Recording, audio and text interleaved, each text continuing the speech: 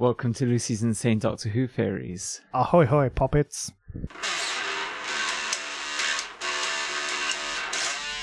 When do I advertise my album coming out? I think you just started now. I've got my album coming out on the 1st. Check it out. It's The Starburnt Woman by Lucy Goosey Licious. It'll blow your mind. Yeah. And now, Raid Shadow Legends. Which you never hear about anyone playing. But if they want to sponsor us, please do. Please, please. Would we take a... I would.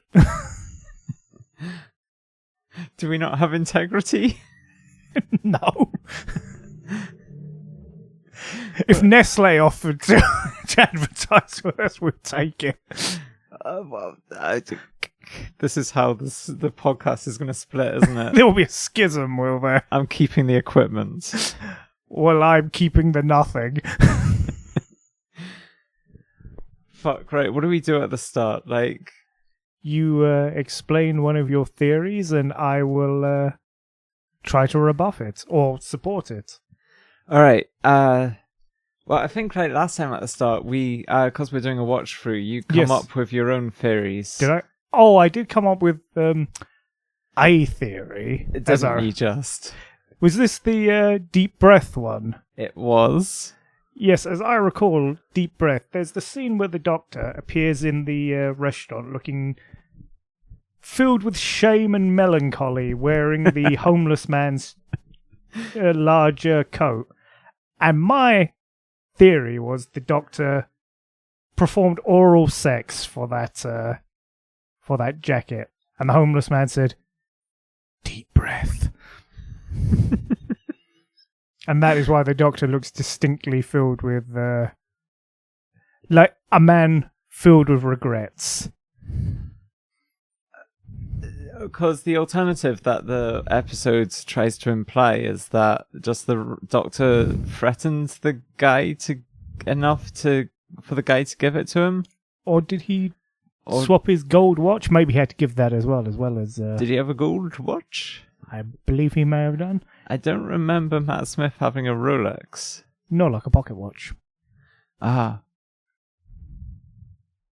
So, either he parted with his very expensive pocket watch, or he took a shot in the mouth from the homeless guy.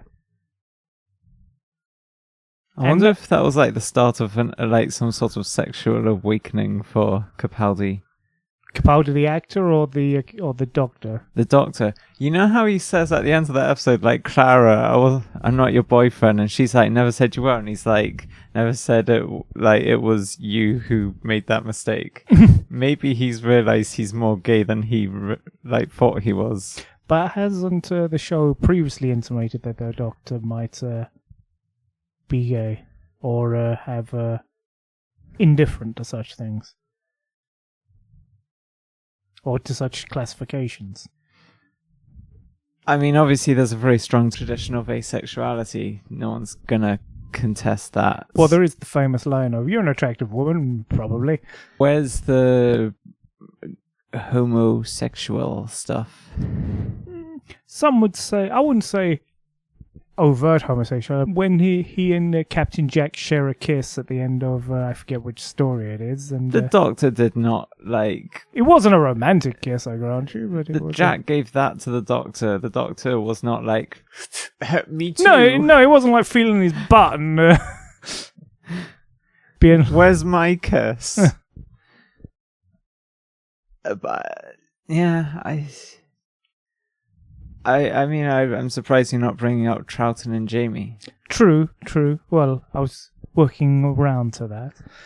Anything else you're working around to? No.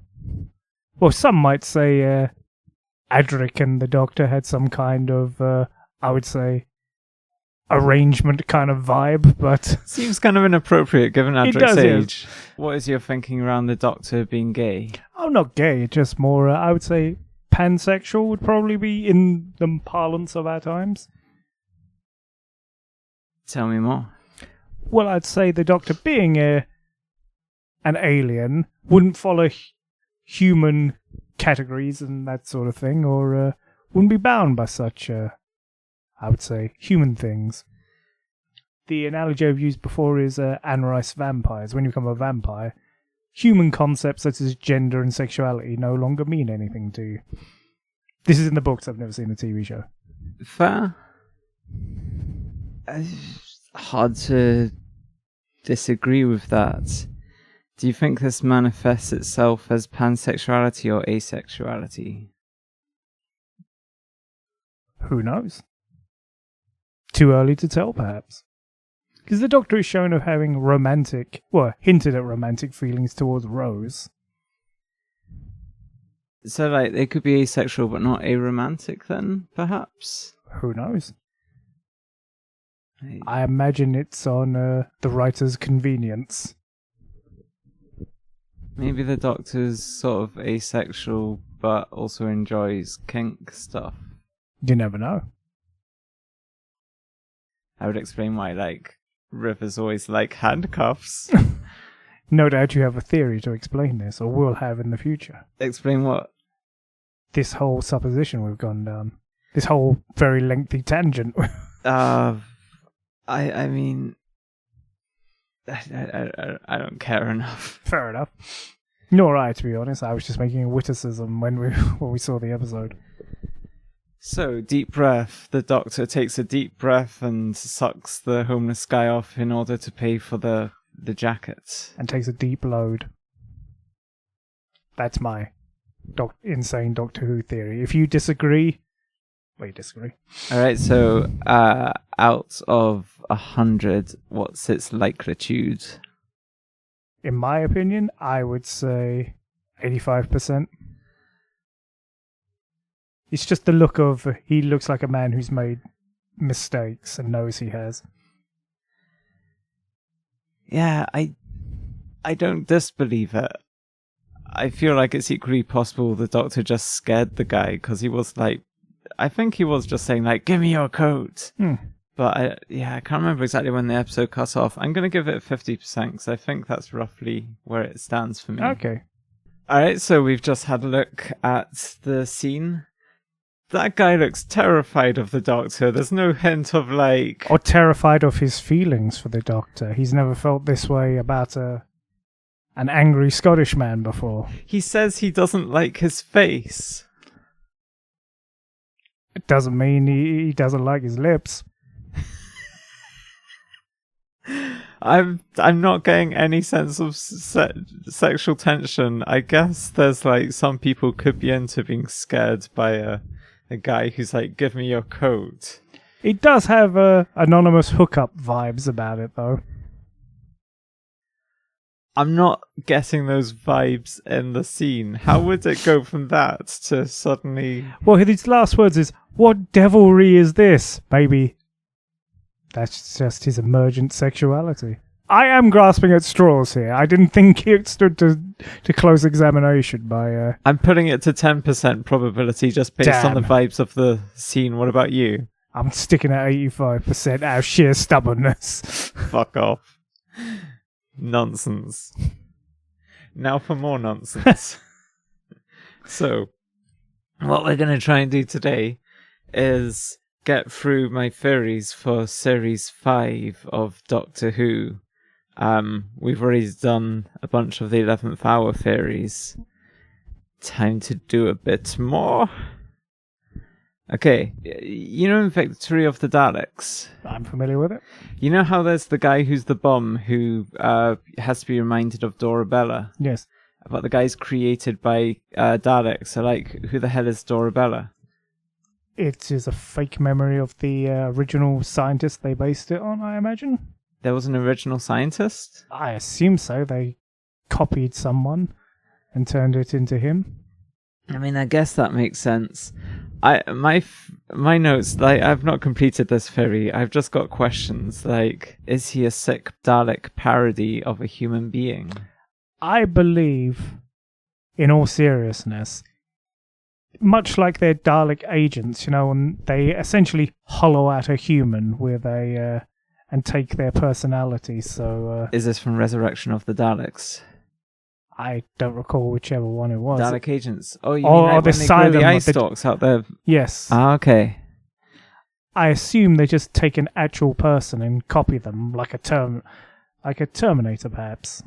Yeah, I guess that makes sense. I've got loads of questions though. Like, can I just read you what my questions are? You can, but I think I've destroyed your theory of actual logic. Yeah, no, this makes a lot more sense. Like you destroyed my deep breath theory. What, by watching the moment with you? Reality destroyed it. I think that destroys the format of the show if we allow reality to intrude. How dare you? Insane though these theories may be, they're incredibly believable. Your one, 10%. My one's 100%. Alright. Apart from this one. Alright, so I'm asking, did they give him the human factor from Evil of the Daleks? Okay, no. So Evil of the Daleks has the human factor. Basically, like, the Daleks create this thing to convert people into, give the Daleks more human vibes or whatever, and it's built off the Second Doctor's personality as well as his companion Jamie's personality. Therefore, I kind of wondered, who would Jamie and Troughton see as fancying someone they shouldn't? Because Dorabella's someone who they fancied, who they felt that they shouldn't. Who does Jamie fancy that he feels like he shouldn't? The Doctor. Yeah. And Troughton is potentially interested in Jamie as well. You're proving me right with every word you speak. Look, if it suits my theories. But yeah, and so like Jamie's ashamed because, I assume homosexuality probably isn't particularly smiled upon in his age of, like, when did the Highlanders happen? When did the Battle of Culloden happen? I'm going to shame myself, but even though I have a history degree in Scotland, I have no idea. Though my degree is not in Scottish history. Because I would quite like to know what the attitudes around... I'm guessing not positive. Homosexuality. Well, you say that. Like, if you think about the origins of kilts and, like, were they, like, made for easy gay access? No. But were they? No. Why? What were they for? I imagine they're just easier to make than trousers. In Scotland, a blowy place. Again. Where your kilt is just going to fly up. So please leave comments if you know how gay the Scots were in the year the Highlanders are set. And please do tell me I'm an idiot for having a history degree and not knowing the Battle of Culloden is from a Scottish university. If someone can corroborate the fact that kilts were used for deviant sexual reasons, that would be appreciated, especially if it was like, the gayer the better, please. Well, now we've alienated the Scotch. Let's move on. Oh, yeah, and also, like, the fact that her name is Dorabella. That's, like, two names, Dora and Bella. Yes. But, like, Jamie and the Doctor, I don't know. It's almost like the Dr. Donna, the Dr. Jamie, Dorabella. But, the big flaw in this theory, apart from the fact that you've come up with a far superior idea and the fact that this theory is kind of a mess. Why is Dorabella a she if Troughton and Jamie are both into each other? Surely that would translate to a guy. I think I've already proven myself. Yeah, no, this theory 0%. Oh, no, you can't 0%. do that. No. This isn't just me being vindictive, you shooting my theory down in flames. You're right. There's, what is it, the human factor, they're gay for each other. I mean, it all sort of vaguely comes to... I wanted to rewatch that episode and try and glean what, like, this guy's, like, perverted attractions were from, like, his, like, time in the episode. Which I guess we could still do now, but it just doesn't feel quite the same. Anyway. It doesn't. Sorry. Yeah, okay, I'll give it a 1%. No, 2%. 0%. A 1 in 50 chance, I think, is reasonable. But yeah, no, you shot that down. I did. Hang your head in shame. We're being needlessly combative in this one.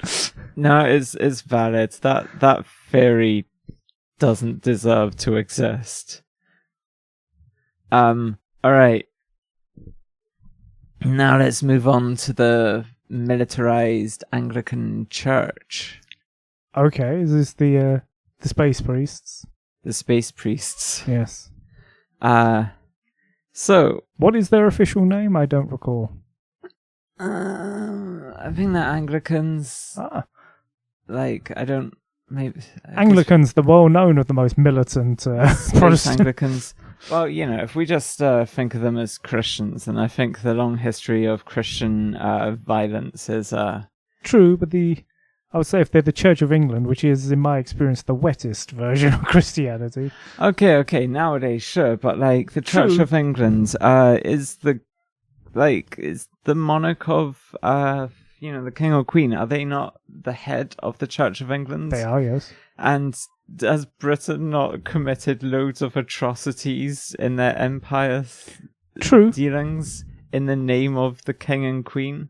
Therefore, presumably, the Church of England is in some way very complicit with all this stuff. I would say so, yes. But have you ever been to a Church of England service? They tend to be, as someone once said to me, as close as you can get to being an atheist while still technically being a religion. And in my experience, that is very true. Yeah, they also often try to be as close to being Catholic without being Catholic. I thought that was the Episcopalians. Well, there's a whole bunch of ones. I think aren't the Piskies just like the Scottish version of the Anglicans? I'm not 100% sure. Me neither. Who knows? So tell Lucy about your... Oh yeah, the theory about this. Before we went on that theological tangent. So, you're saying that, Anglicans kind of like wishy-washy, not very military at the moment? In my experience, this is in the 21st century, that is. They tend to be a bit milk-water Christians. Apart from all the stuff that Britain does in the name of the king, which is the... True, but do you meet many fervent Church of England people like, join the Church of England! They're called the Anglican Marines, aren't they? Oh, well, fair enough. Like in the show. Right, so yeah, like from our perspective, the Anglicans are all these like light, fluffy fucking Christians in England. Yeah, yes. So the question is, how do they get more militarized? Maybe they're competing with resources with the Catholics or other churches and denominations. I have a theory. Oh, do you? All right, so you know how the theory is that Satan got killed, In the Satan pit? in the Satan pit, but because stuff was sort of running parallel with the timelines, that meant that Satan died in 2006 or whatever it was. Was it? I'll take it. All right. We covered this previously, in Bad Wolf, when Yes. on the Passing of Ways, when Rose is like, but don't you see, Mum, all that stuff that's happening well in the future, it's happening right now. Yes. So the two timelines are kind of parallel. So Okay, what yes. if the Satan destroying two-parter happened in parallel with 2006? Wishy-washy, timey-wimey thing, I suppose. Or wibbly-wobbly, timey-wimey thing. I mean, it makes a lot of sense. The for ultimate various cover things. for bad writing. So, right, so Satan's been killed, so the church has to change what its enemy is, because the great enemy of the church has been destroyed, and therefore, maybe the enemies are now physical rather than spiritual. Well, yes, churches do love a good enemy to fight. Now, I think basically my whole theory about this, the Anglican Marines, comes down to how we approached playing XCOM on the PS1. Oh, I remember, yes, Gun Nun and... Yes, so on Nunchucker, as I recall. I think it's just Nun Fucks. Anyway. Nunchuck is still a good name. And I still wish you'd done Dalai Lama, but... We're sticking to Christianity. Alright, so my theory was... You might need to explain XCOM. That's what I was going to say. Okay. Alright, so XCOM is this game where aliens are invading the Earth, and the Earth has pulled all its resources into this poorly funded XCOM team to combat the aliens, and I always named my base Vatican II, and the theory was that in their time of need, the people of the earth turned to the Catholic Church to save them from the aliens. So I think, and this is very Doctor Who, aliens invading made the people of Earth turn to the church. I'm assuming maybe the Anglicans absorbed the Catholics somehow. Somehow they beat the Catholics. Or maybe the Catholics absorbed the Anglicans, but they just kept the name. Yeah. I mean, that seems more probable, doesn't it? But I kind of Before we know, it could have been the Latter-day Saints. You never see Catholics in Doctor Who. Just like, you always see the Anglican Marines. You never see like the Catholics from that time. So I think the Anglicans somehow won out. Oh. Improbably, yes. Yeah. But anyway. Yes, I now want the Latter-day Saints Navy, or... So do you not agree that's why like the church has become so militarized in the future, is because of the XCOM world turning to the church to protect them from aliens? I would say they probably became militarized to protect against xeno threats, perhaps, or to purge people of, shall we say, alien philosophies. This is getting into 40k territory here, but... Ah, God. An excuse to bring up 40k, but yes. I mean, yeah, that kind of makes sense. Let's just remember the names that we gave to various people in XCOM. We had Pastor Smackdown. Oh yeah, this is some time ago for me, so yes. Nun Fucks. Yes. Gun Nun. Cardinal Cruelty. Yeah. I don't remember any of these, so you're very much on your own. Rope Pope. I remember there was some pope on a rope or something. Sure, what else was there? Pastor Smackdown's the classic one. Friar or something? Friar Payne. Ah. Abbot Kickars. Oh, yes. Most of these were named by you. Really? Yeah, you're really good at it. I don't remember many of Abbot Kickars. Was there something fuck you uppercuss or something? Brother fuck you uppercuss. Yes, that was... Because you can name each of your soldiers in XCOM. So, like, I love games where you get to name stuff. So, what are we going to rate this? The church got militarized by alien threats. Now you've explained it, I'd say about 90%. I guess the qualifying thing is, does the church really need alien threats to become militarized? And the answer is obviously no. No, it doesn't, but I'd say this would give it extra life and extra zest, and a lot of support, probably. If people saw aliens, they're like, we must cling to our valuable human philosophies, no matter how nonsensical they are. Yeah, sure. I think... Yes, because humans, well known for our tendency to panic in the face of existential threats. Cool. Yeah, I give that a 90%. Like, I don't think it's what militarizes the church, but I think it sort of gives it an extra realm of, like, this is how the church defines morality. Yes. In the face of these evil aliens. Although obviously it does end up incorporating some aliens with, like, the silence. Oh, yes. But, maybe they've adapted their philosophy. Next, brace yourselves, people. I'm going to show you something first, because I had to have it pointed out to me by someone on YouTube that I don't know who it was. In the two-parter in Series 5 with the angels, when they're in the cave and the torches on their guns, whenever they move even close to the camera and they, like, flare up at the camera, you just hear sound effects of it going... Yes. For dramatic purposes. No, we have to ask why this happens. Okay. In what universe.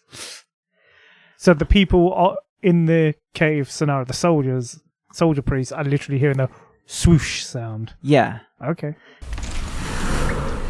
And I think it's because, you want to have torches that last. You don't want them to run out.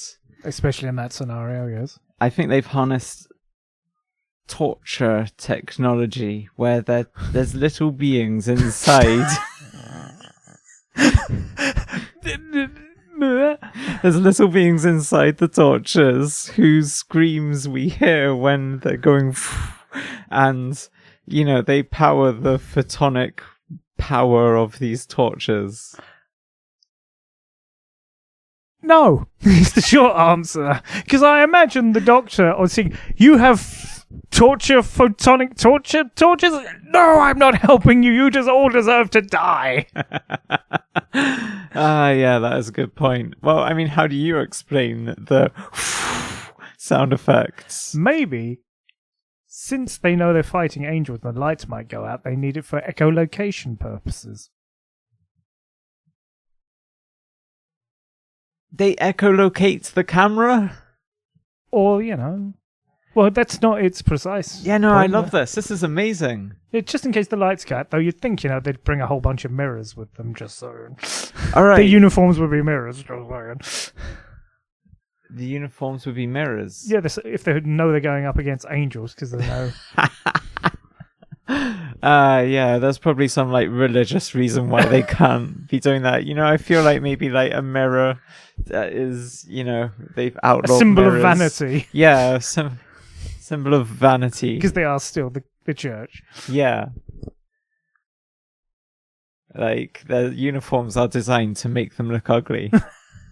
Or to blend in. And would not wearing mirrors be the gayest, most fabulous shit ever? It would indeed. And are they not established as being kind of homophobic, given that you've got the thin one and the fat one who are like, oh yeah, we're the fat and thin gay Anglican Marines, why would we need names? So they clearly are still having issues with homophobia. Though, isn't the Anglican Church, I would say, a bit more liberal on this issue than most Christian denominations these days? Or is that just a commentary? Or maybe it's evolved in the future. They've got a bit more right-wing. I honestly can't remember. I think the Anglican Church is a broad church. There are people with wildly differing opinions in there. And they're constantly having to balance that stuff. It's not like the old Catholic Church or anything.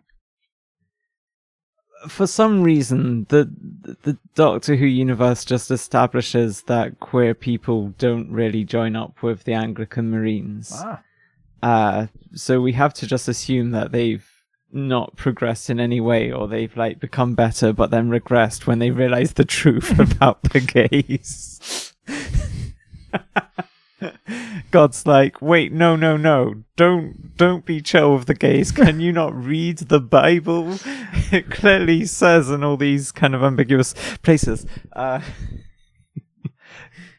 The Third Testament. The Third Testament. So, torture-powered torches. You've convinced me. 0%. Yeah, 0%. Nonsense. I'm shooting your theories down in flames today. It's fine. Sometimes with logic and reason. I've been too indulgent. Are you 0%ing it too? I would say 0%. Yes. Okay, whereas echolocation torches. Yeah. I know technically that's not how echolocation works, but because, there's a boop, boop, boop, boop, if you've seen movies and stuff, but I'm guessing it's more advanced. Futuristic echolocation actually gives you more detail. Yeah. Okay. I'm putting that at 100%. I mean, why else do they make sounds? Congratulations. Well done. Shall we shake on it? Okay, next. Oh my god, this theory. I'm going to prime you by showing you what the fuck I'm talking about here. Right, so I've just shown you a clip of at the end of the Vampires of Venice silent sort of descent. You can hear a bit of ambient background, but basically, and the Doctor's like, hey Rory, do you hear that? And the Doctor's like, nah, it's just silence. And it's it's weird silence, the likes of which we never see again in the show. Or hear again. Yeah, and it's implied it's something to do with the silence, and we start getting a quote from a character earlier in the episode. Some cracks led to the silence and the end of all things, etc., etc. I think they just talk about how many things they saw silence in, Though for a few seconds I did think they said some quacks as in ducks. They do actually say that.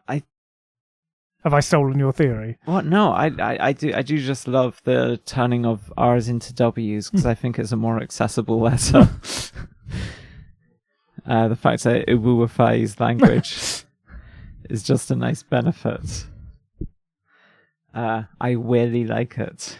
Do sound like you're mocking people with speech impediments right now. Yeah, well, I struggle with my R's, so really I'm just embracing. Do you? I've never noted that you struggle with your R's. Well, when I changed my name for the first time, I called myself Rain, and people would often hear me say the word Wayne. Yeah. So like that was the worst. And Wayne is a cunt's name. Let's be honest. Like I don't always struggle with R's, but I can. I've never noted it. It's not every word. But now you're doing it on purpose. Yeah, because I want to change language into this. I want to make this more accessible. I don't want it to just be something that people infantilize you for doing. I want this to be a general, accessibility thing. No. So, I don't think you'll catch on. In fact, I think some people find it quite offensive if you did that. Why would they find it offensive?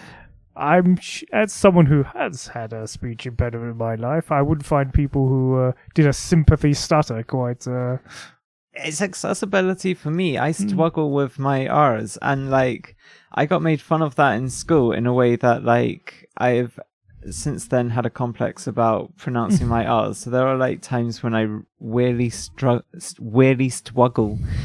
to pronounce. I've only just noticed it in the last few minutes. So it's almost like an affectation. Yeah. But I want to get better at it because sometimes I really put a lot of effort into pronouncing my R's correctly because it can be really hard for me. Not every word, but many words. So I do want to be able to just more naturally just start using R's in my speech. How did we get onto this? I have no idea. Oh yeah, I think that we might want to cut this out. No, they said there were cracks, but yes, they said about ducks. But they pronounce it as if the R is a W, so it just sounds like they're saying there were quacks. I think it's just a mishearing on our part. No, I mean I've watched that multiple times today. It wasn't just the time I showed you that. Okay, so this audio silence never happens again in Doctor Who. On that topic, when they said, "What'd you hear?" Nothing, just silence. What do you think? How often in your day-to-day life do you actually hear silence? In the city? I mean, in general, there is always some, even if it's the sound.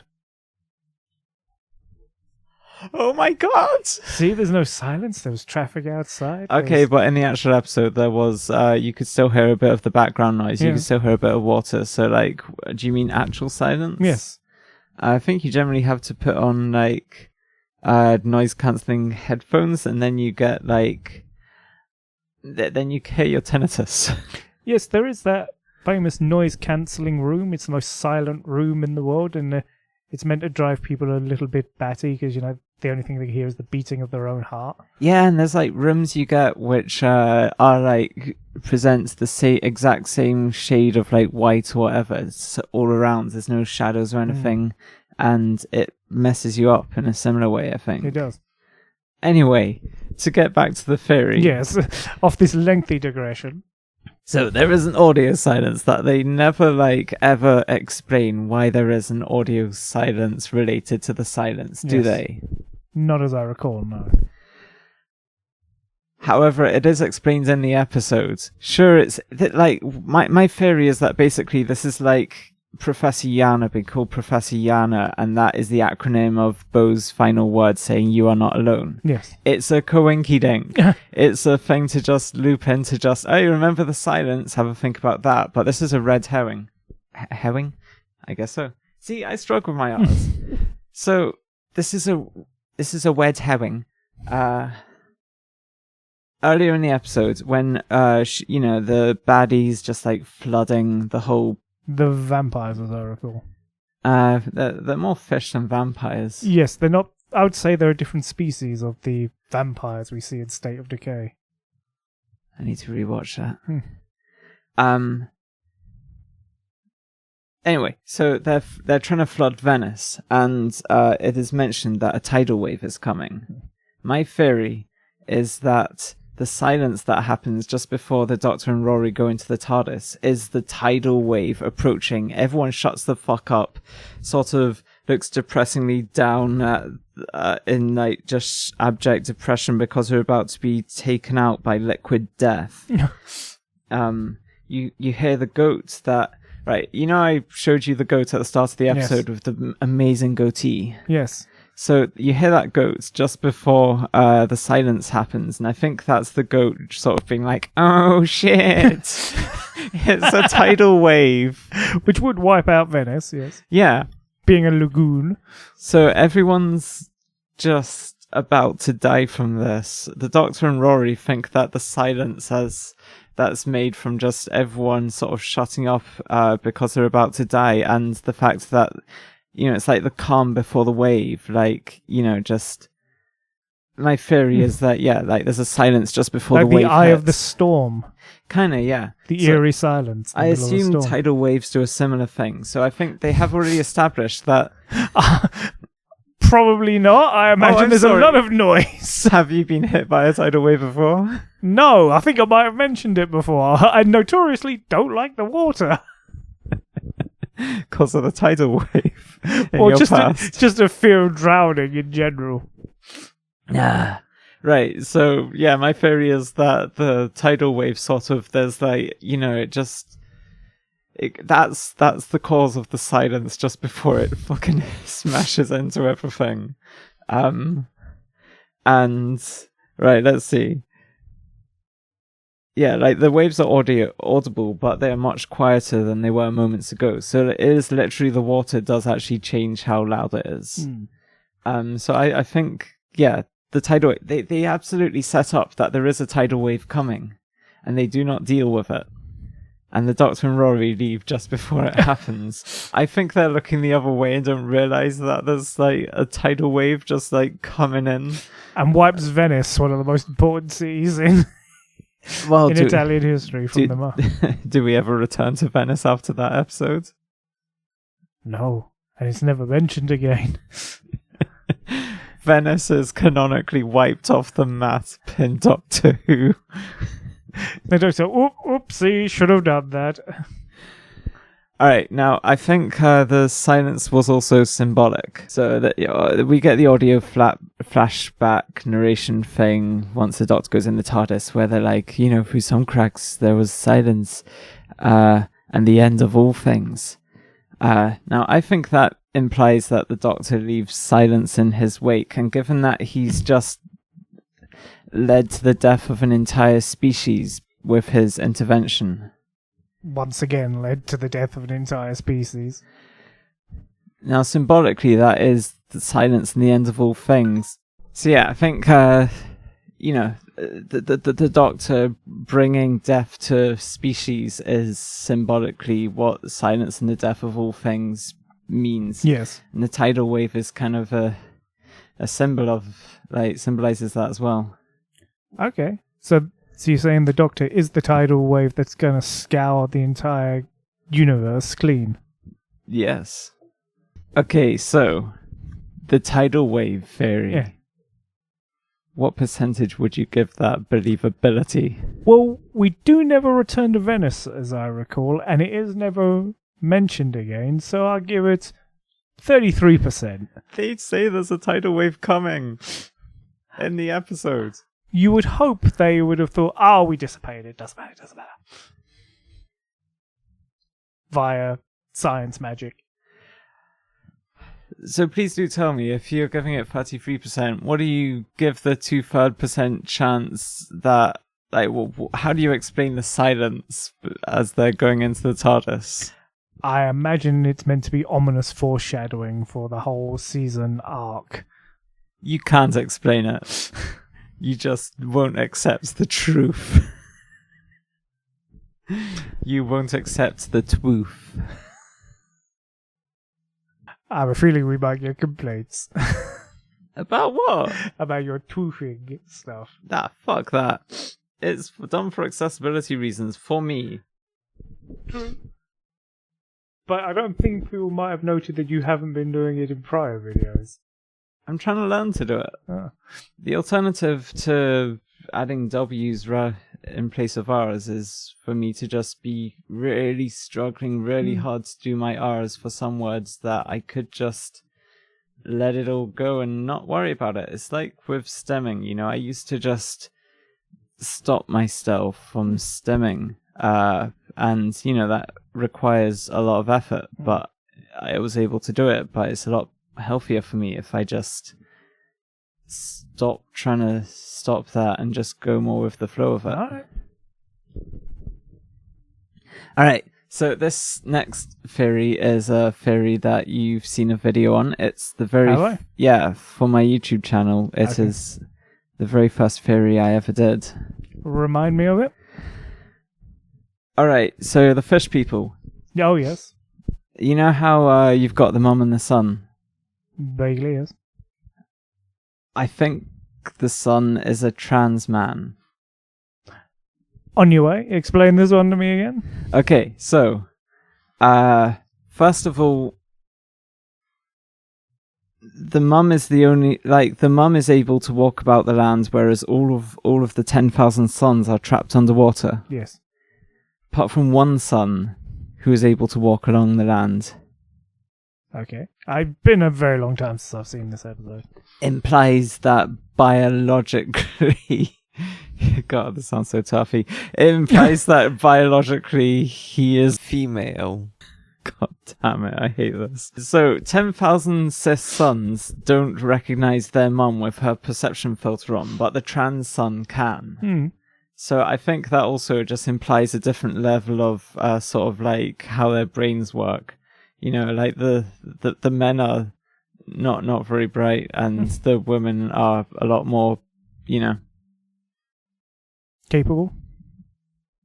Yeah.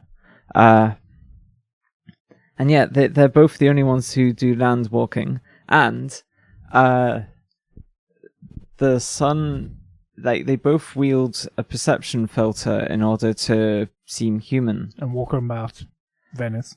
Yeah. But whilst the mum takes the form of a woman, the trans son takes the form of a man. Maybe it's not that they're trans, maybe that's just the way the perception filter is just filtering them for people to see them. What, as more accurately their gender? Or just in general. Being aliens, they might not know the difference. Yeah, I mean, there is the question of, like, okay, how the fuck does a binary human, like, you know, like our culture's perception of gender, how does that possibly convey to fish people? To that I say, shut up. I think your theory is... It's possible. There's many alien... Like, anything in the universe could exist. So maybe, like, species with our weird understanding of gender exist too. Perhaps. Anyway, that's my theory that he's a trans man. I think it's pretty conclusive. Bear in mind, it's been a very long time since since it was broadcast, I haven't seen this episode, so I don't really know enough to rebuff you. So I'll give it a maybe. Well, I'm giving it a definitely. I'm giving it a 95% chance. Well, I'll give it a maybe of 20%. Fair. All right. Shit. Okay. Oh, right. Yeah. Okay. So stuff we've covered before will be useful for this one. More about the fish people. Oh, again. So the fish. Do they have a species name?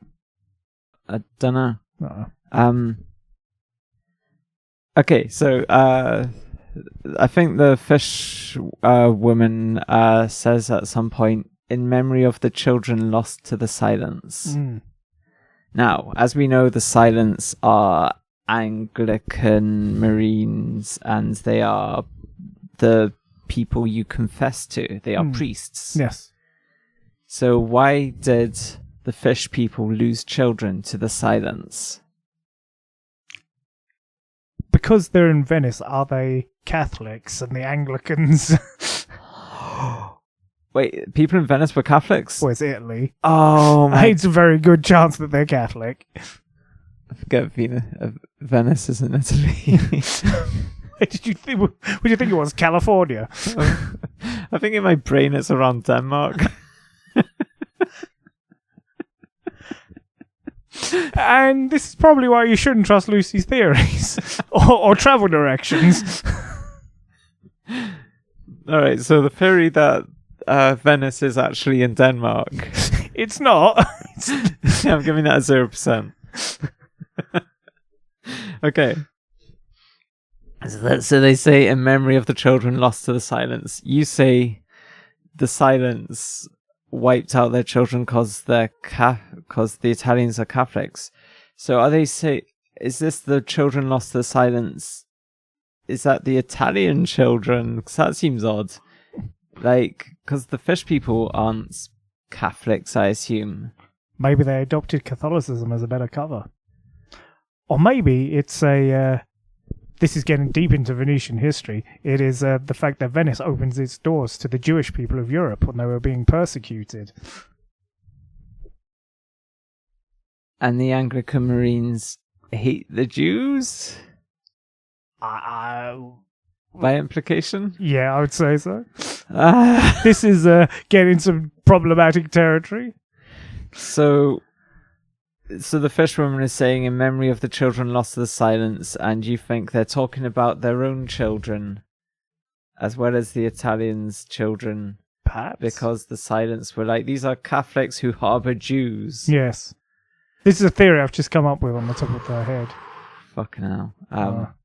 Is this going a bit heavier than you thought it was going to? I don't think that the fish people care about the humans. I don't think they're going to be saying in memory of the human children lost to the silence. Also, I wouldn't put it past them to convert to Catholicism, but also, why only the children? Why were only the children lost to the silence? Maybe they meant the children of God, which were all. Oh! I'm an atheist, by the way. Okay, what are we giving that as a percentage chance that the fish people converted to Catholicism and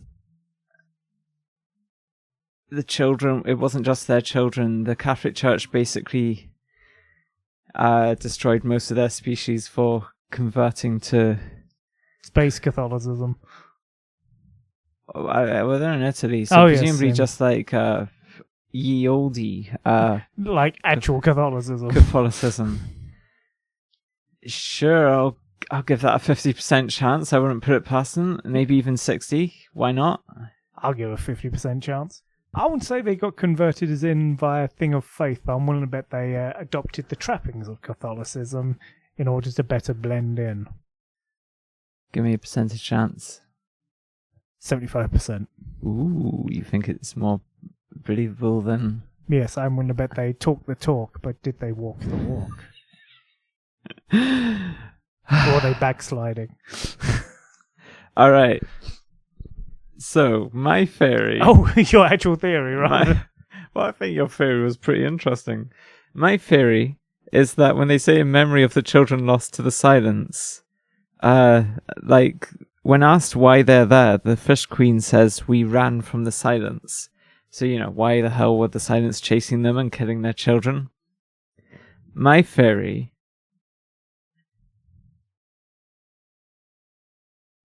is that the fish people engage in immoral incest. And this pisses the Catholics or the Anglican Marines off. But isn't the ultimate silence meant to be the Doctor? The silence the Doctor brings in the wake of destruction, so they're fleeing from the Doctor. What, you mean like the symbolic tidal wave silence? Yes. Well, I think that's what the silence means there. What the silence means when they say they ran from the silence, they're not running very hard if they bump into the Doctor, and they're not like, you know what, let's pick another city. Or kill him immediately. Yeah. So yeah, I think you remember that the fish people are quite incesty. Like there are intense incest vibes between the fish mum and her fish son. This is a very long time since I saw it, but I could well believe it. Yes. Yeah, they're kind of trying to do seedy vampire thing, but with weird incest vibes. So yeah, I think that immoral incest pissed off the Christians, and that's why they're lamenting the children lost to the silence, because the church considers incest babies to be abominations, so they wiped out all of the incest babies. They're not entirely wrong, I was just gonna say.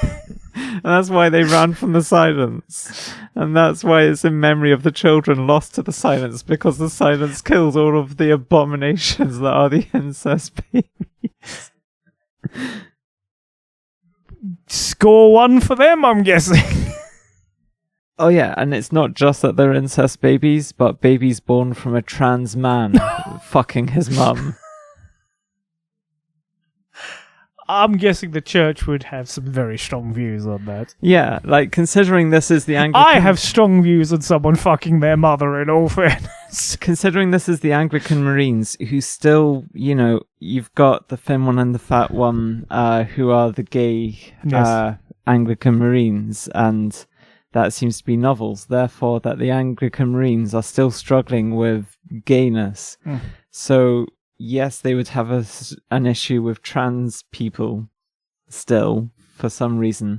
Like, this is why, you know how, you've got the 2 gay Anglican Marines in A Good Man Goes to War? And... the one who gets decapitated by the headless monks. Yeah. I forget which why one. do you think one of them gets beheaded? Why do you think the Anglican Marines offered one of the only gay people working for them? It's like, headless monks, kill that one. No, they are incredibly queerphobic still. True, and it is a bit of telling they gave the gay one to the not the pretty girl. So the trans man having incest sex, reproductive incest sex with his mum, creating incest babies, resulted in the silence, the Anglican Marines chasing them and killing all their incest babies. So yeah, this theory is a little convoluted. And yet they ran from the silence, and I don't know, in memory of the children lost to the silence, it all adds up to something sinister going on. Also, it would, because the Catholic Church is a very pro-life, that would give way to the theory that they converted to Catholicism. Why? They went with the pro-life, the ones that don't want to murder babies, allegedly. Well, I guess they're more about not murdering unborn babies than actual babies. Oh yes, when you're born, fuck yeah, but...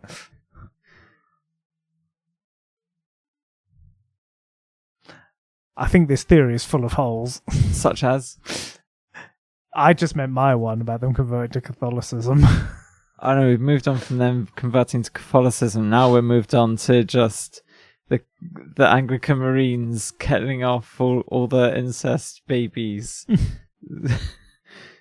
In addition to, being babies of a trans person. And as well as being fish monster vampires or whatever they are. So, put a percentage on this. If that is true, which I really don't want it to be true, I'd give it to, let's say, a 40%. I'm giving it 80%.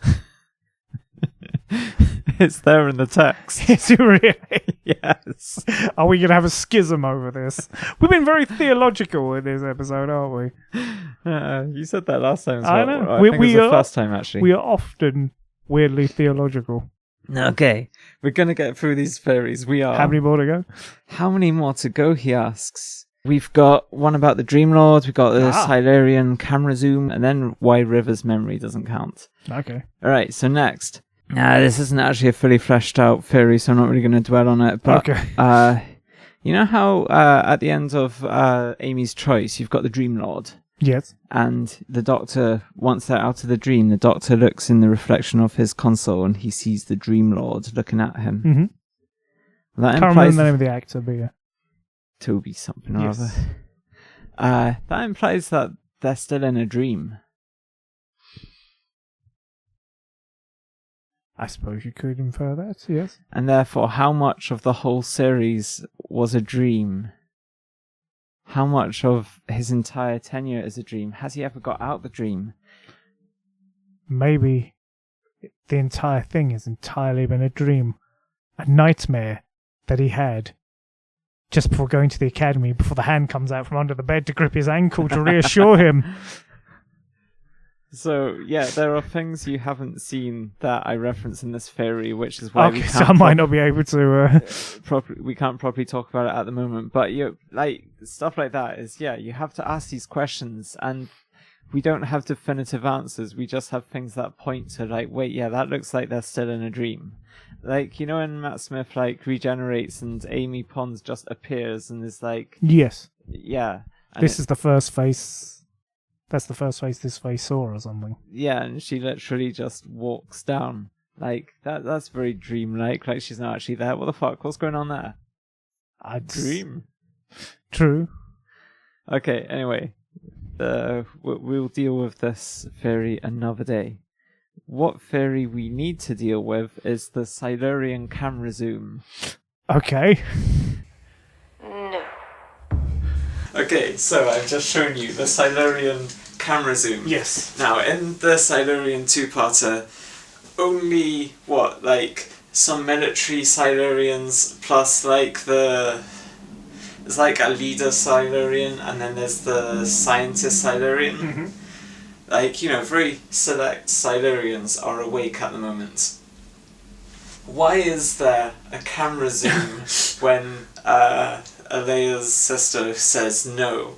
The camera just zooms on her. She's like, no. And as she says, this camera's like... So you're saying they awoke their media team as well?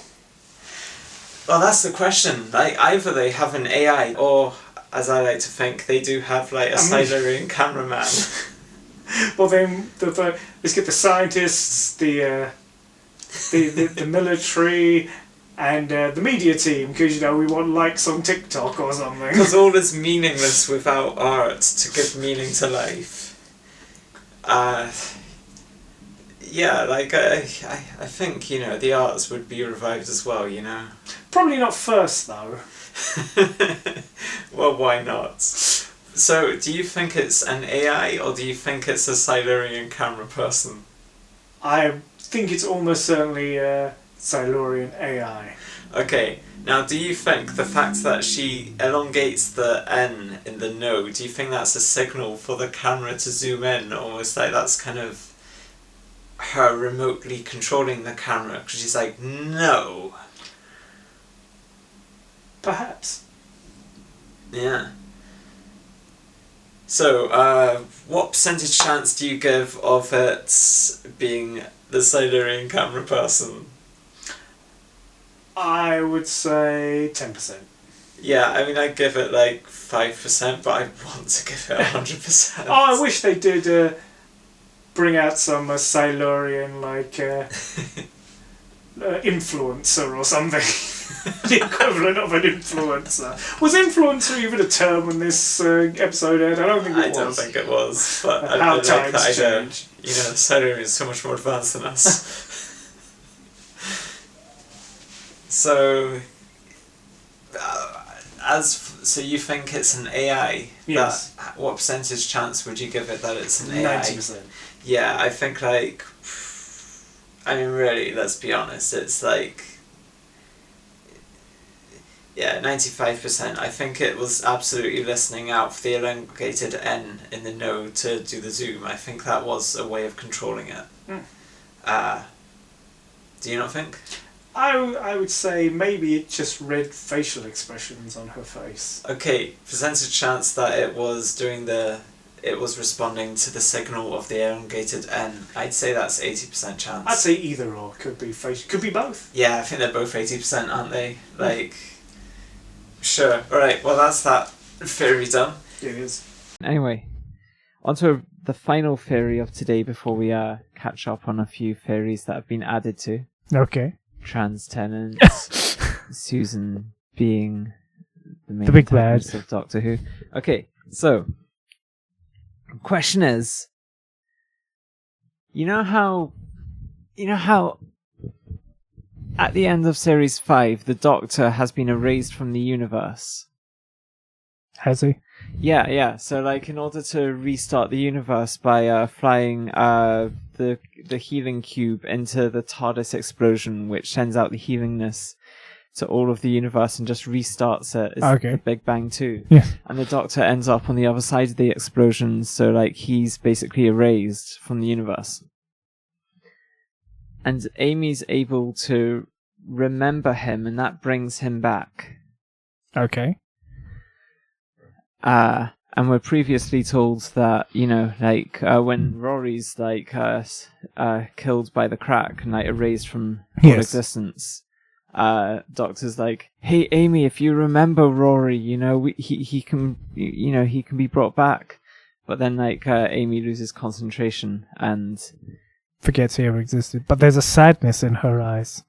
Yeah. Now, isn't it kind of odd that the Doctor's memory of Rory doesn't bring Rory back? Or... When you mentioned it, yes, he had a memory of Rory. So there's two possibilities. One which is boring, which is that Time Lords just have something weird going on with their memory, which just makes their memories less powerful in this regard. Yes.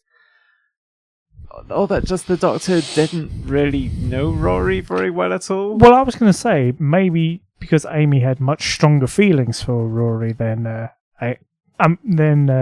Doctor did. Yeah, you say that, but you know when Amy brings back the Doctor at the end of the series, we see River Song outside the window just walking around.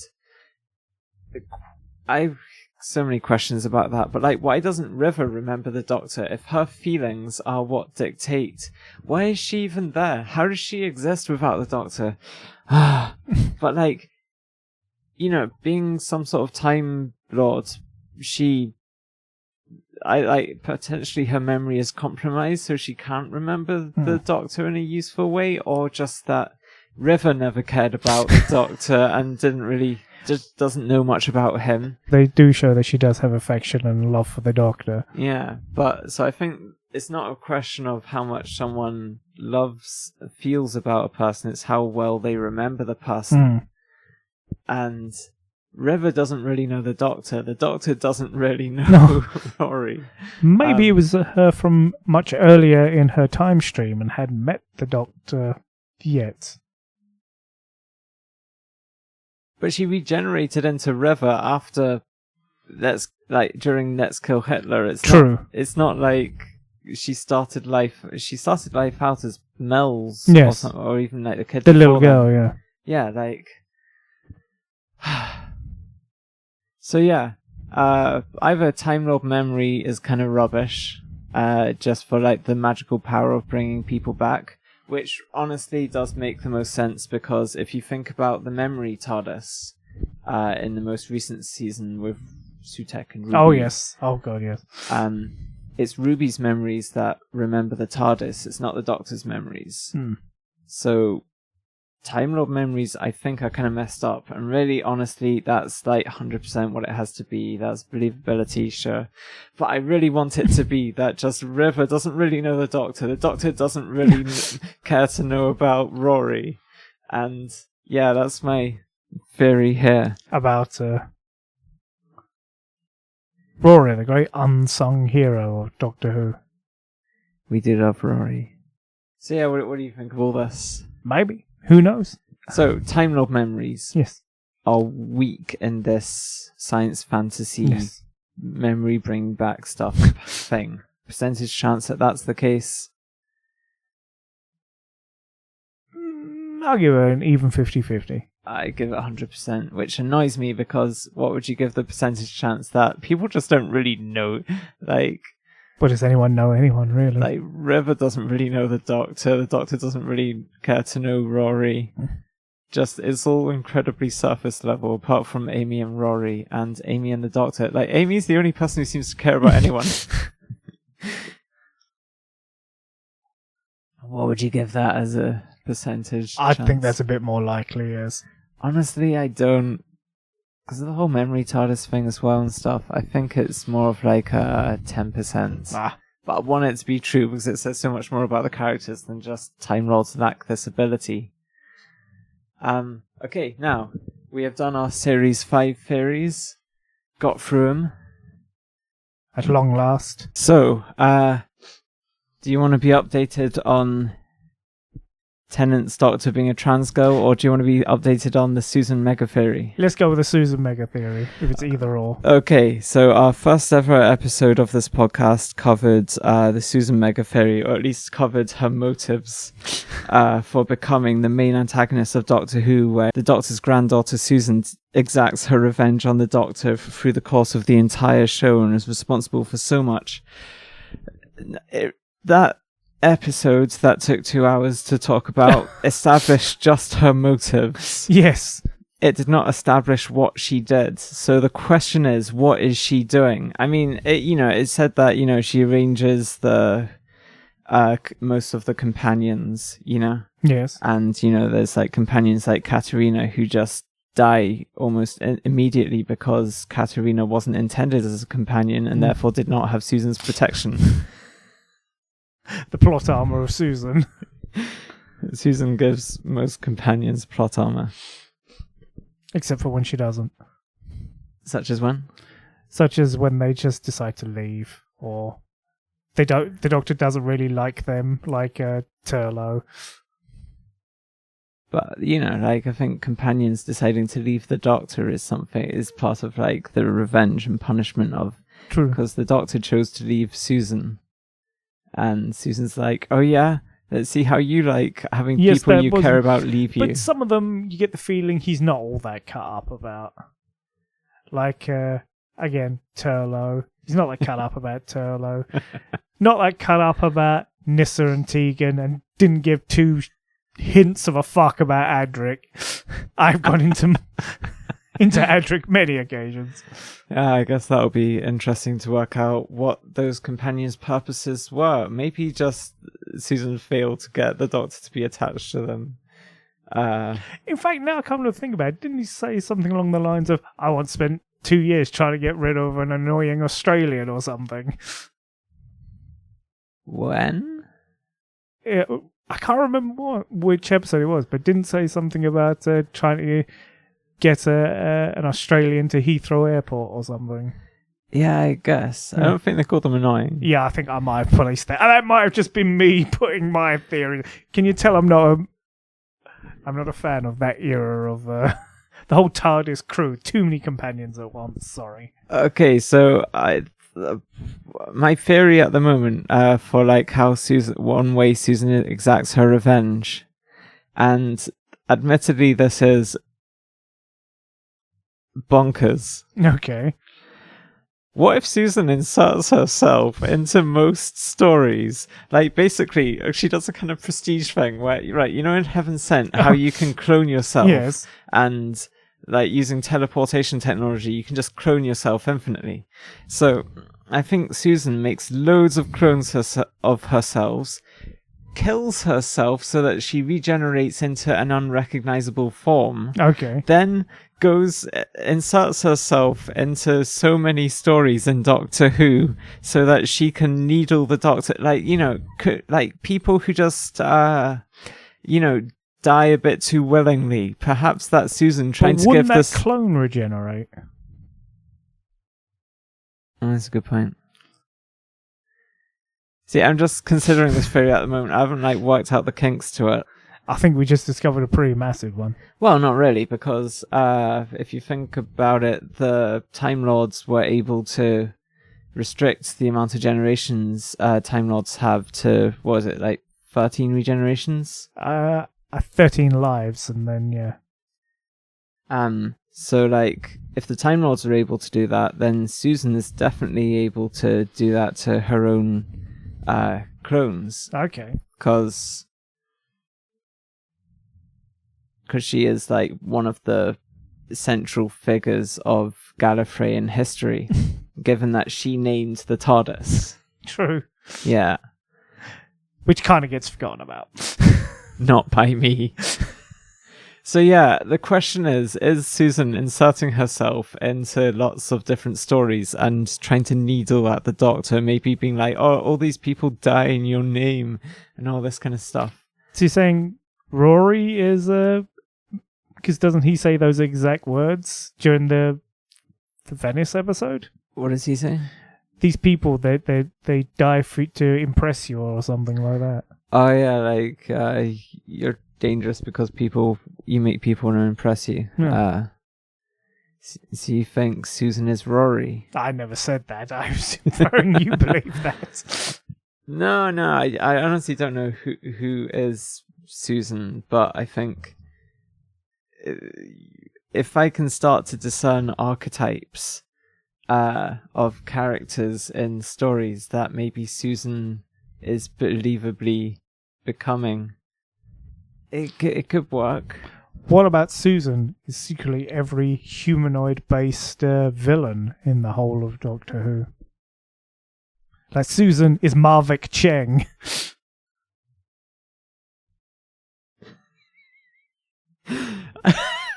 That's blown your fucking mind, hasn't it?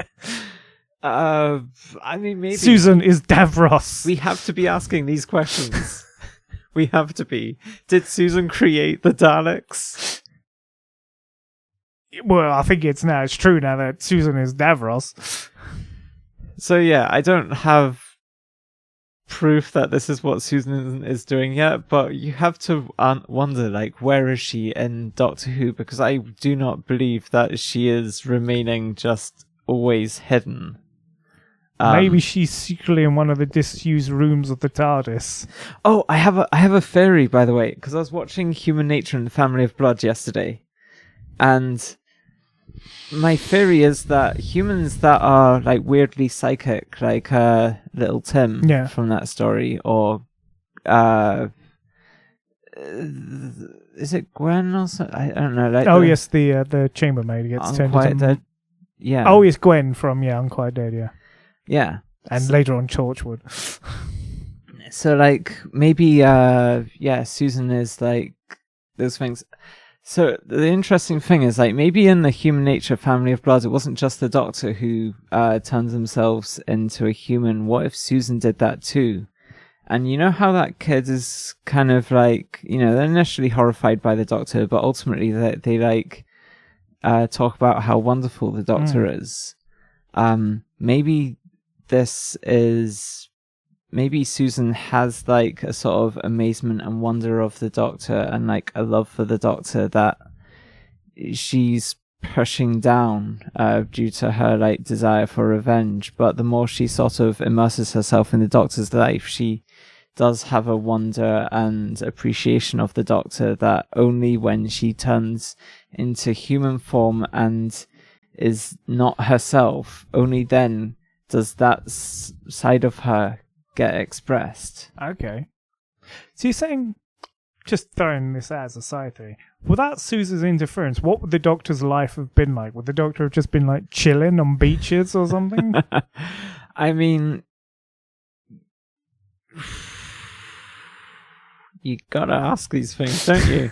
No, I think that the TARDIS ultimately is responsible for what the Doctor's life is. The TARDIS is responsible for Susan being the way that she is, because the TARDIS chose the perfect timeline to make the Doctor the universe saver.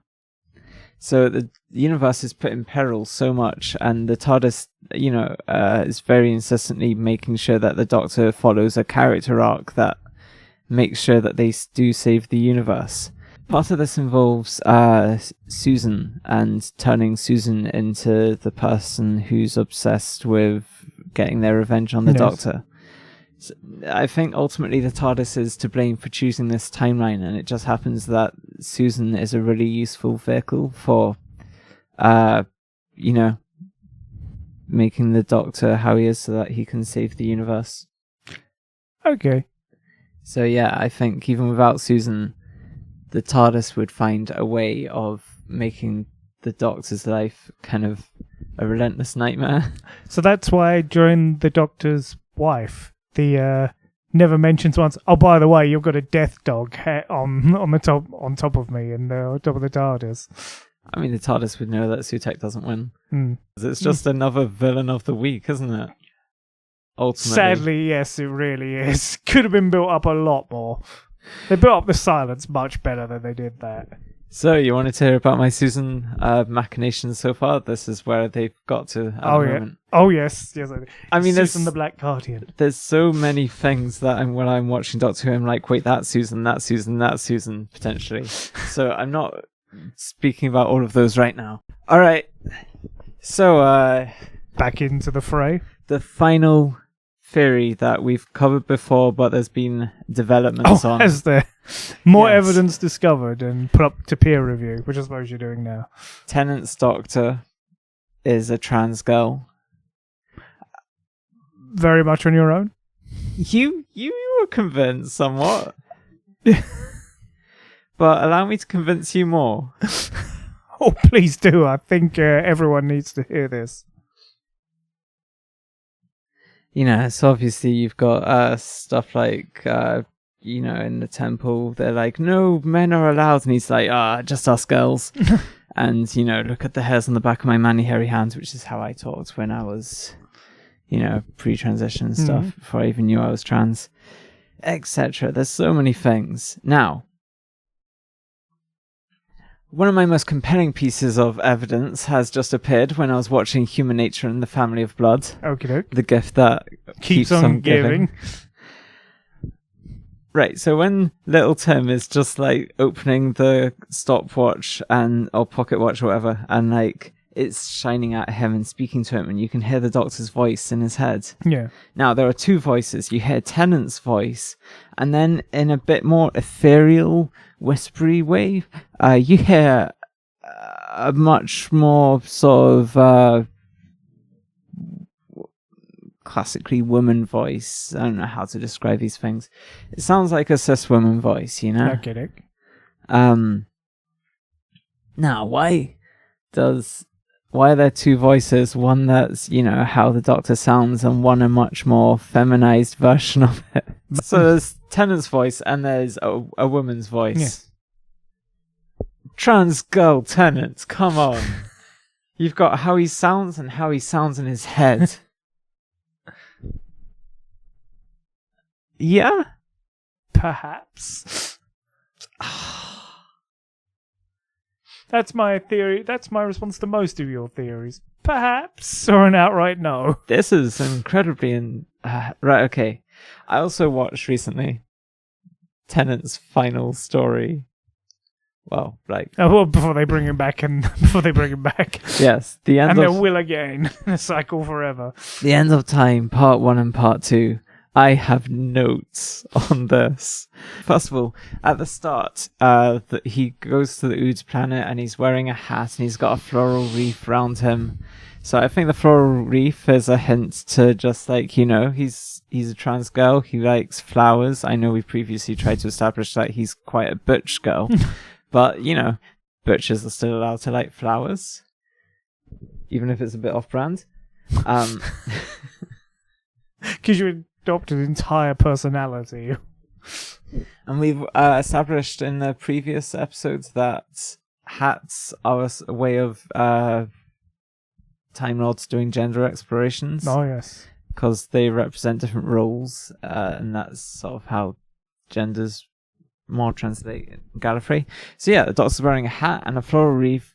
It's just a hint. It's just a hint that the Doctor's doing gender exploration with floral wreath, trans girl, maybe. I don't know. It's got that vibe. Or maybe they were just on a planet where that was the natural... Maybe. You know, it's not the most powerful evidence. No. I think the hat is more compelling than the floral wreath, to be honest. Next, right, so when he's talking to Wolf, he says, even if I change, it feels like dying. Everything I am dies, and some new man goes sauntering away, and I'm dead. And, like, his angst really feels like dysphoric angst. Like, the fear of losing his girl gender that he's had so little opportunity to explore. He's really cut up about it. Like, the way he says the word man feels really, like, pointed and angst-filled. And, Wolf talks about Donna saying she's making do, and Tennant says, aren't we all? And that's like said with the pain of living in the UK in the time period he is, where like he can't really do much gender exploration. Okay, I'll listen. All right. Okay. And then I've got a whole theory about like how the knocking in the master's heads. Oh yes, like that's the sound of drums to war. Okay, so given that was put in his head by his society, it's almost like sort of, being assigned the wrong gender at birth, kind of like, just like society just being, yeah. So the master is also, the knocking in his head is, society just like trying to control their gender, and it represents the gender dysphoria. Okay, so the master asks where the TARDIS is, and Tennant just looks him dead in the eyes and says, you could be so wonderful. You're a genius. You're stone cold brilliant. You are, I swear, you really are. But you could be so much more. You could be beautiful. With a mind like that, we could travel the stars. It would be my honor, because you don't need to own the universe. Just see it. To have the privilege of seeing the whole of time and space, that's ownership enough. And then the master says, would it stop then, the noise in my head? And the doctor says, I can help. And the master says, I don't know what I'd be without that noise. And the doctor says, wonder what I'd be without you. And the master... You complete me. The master tearing up says, yeah. Okay, so we're rolling with the theory that the master is the doctor's future. And, the doctor is... I think the doctor is looking at herself and saying that the master could transition to a beautiful trans girl. That's why they say, you could be beautiful. You could be so much more. You could be beautiful. And the doctor can help her do that. And then instead of wanting to destroy everything because of self-hatred or whatever, the master could just enjoy experiencing life, two of a kind, two trans girls, the same person traveling together, a beautiful metaphor about making peace with yourself via transition. And the noise in the master's head is the gender dysphoria. Constantly knocking. The master wondering what he'd be without the gender dysphoria, and the doctor wondering what he'd be without the embodiment of gender dysphoria that is the master. I mean, obviously, this is what cracks the master's egg and leads to becoming messy. This speech really moves the master. It's a very fundamental speech. So does the master have control over their regenerations or is it random? I always got the feeling that regeneration was largely random. That you couldn't choose what's going to happen next. I mean, Romana could choose. I think Romana just burnt through a lot of bodies till she got to something she liked. Oh my god. Oh, I love that. Just keeps going out the room, shoots herself in the head. Let's try again. And then Tom Baker's just burning through her regenerations like, nope. Wild. Wait, so what were you asking? Can the master control their regenerations then, or is it essentially random? Well, I think it's subconscious. It's not like that each version of the Doctor isn't the Doctor. It's like a different facet of the Doctor. So, like, having, like, a facet of your gender be so repressed in one regeneration, or a bunch of them, as it has been, that would really, hopefully set it up for, like, being able to express more feminine gender, like in the future, like that's why Matt Smith, when Tennant regenerates into Matt Smith, like is so quickly like, I'm a girl, like he's expecting that, he's like, come on, is it going to be this time yet?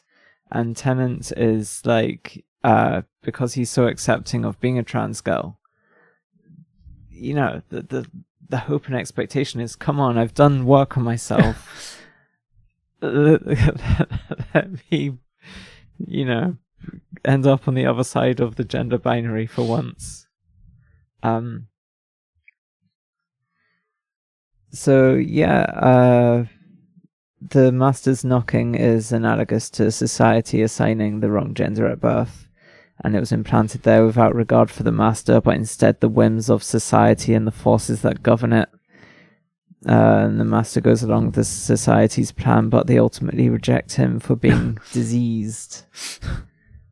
And being, a murderous psychopath. No. I think it's the whole murder and genocide. Which, no, the Time Lords at that point were very murdery, genocidey, so, I don't think that's reasonable. No, it's all about being trans. And, the master, her rebellion as she zaps them with her, lightning, you remember that? Yeah. And she's like, you made me like this, grr. I think that's, the ultimate down with cis moment.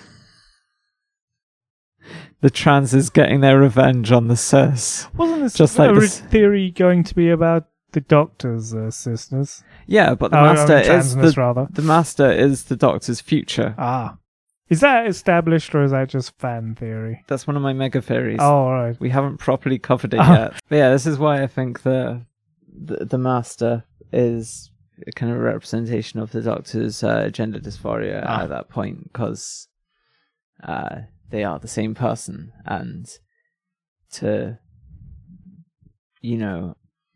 reconcile with each other is symbolically sort of reconcile with your own gender, and, take the sort of hurt you who's been fucked up by society and being like, come on, we can be beautiful together. It's powerful stuff. I mean, yeah, apparently so. I did not get this message at all. Yeah, well, I don't think this is as powerful evidence as Tennant's voice plus some woman's voice being the only voices you hear when little Tim is opening the pocket watch. I think that's incredibly powerful evidence. Anyway, this is all my evidence, additional evidence for Tennant's Doctor being a trans girl. I think it's pretty fucking powerful if you ask me. What do you believe, people at home, people of Earth? We must know. People of YouTube, people of the internet. You will tell us. You will tell us. So yeah, if you want to see all my other theories about how Tennant is a trans girl, then go to our previous episode. Alright, we lost the final part of the video, but I think we were just wrapping up. I ended up asking you about how you're finding Capaldi, because I've already shown you his final season, but a while ago.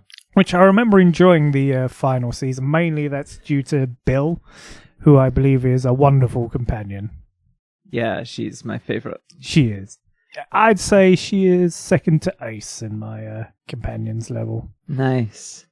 Because who can beat Ace? The gayer the better. Seems to be the case for companions. Well, my favoritism, perhaps. Right, so how are you finding Capaldi now that you're halfway through Series 8? I'll be honest, I haven't warmed to him yet. And if I didn't know how it was going to end with the Bill era, I don't think I would have warmed to him. Yeah, I think knowing that Series 8 is just how the Doctor is for that amount of time makes it easier to vibe with him. Admittedly, the last episode you showed me was Kill the Moon, and I was not a fan. It's one of the greatest stories of all Doctor Who. In Nowhere Land? In Lucy Land. Goodbye, folks. Goodbye, See people you of in the future. Internet.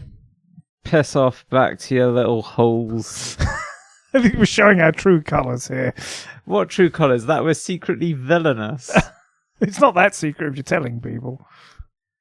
I am villainous. Don't tell anyone, though. I'm secretly the nice one. I'm secretly the nasty one. Remember, I've got the Starburnt Woman coming out on the 1st of March 2025. It's an introspective album. As opposed to your poppy albums. Yeah, whatever. It's gonna be some good stuff. It's by Lucy Goosey Licious. Go check it out. It's awesome.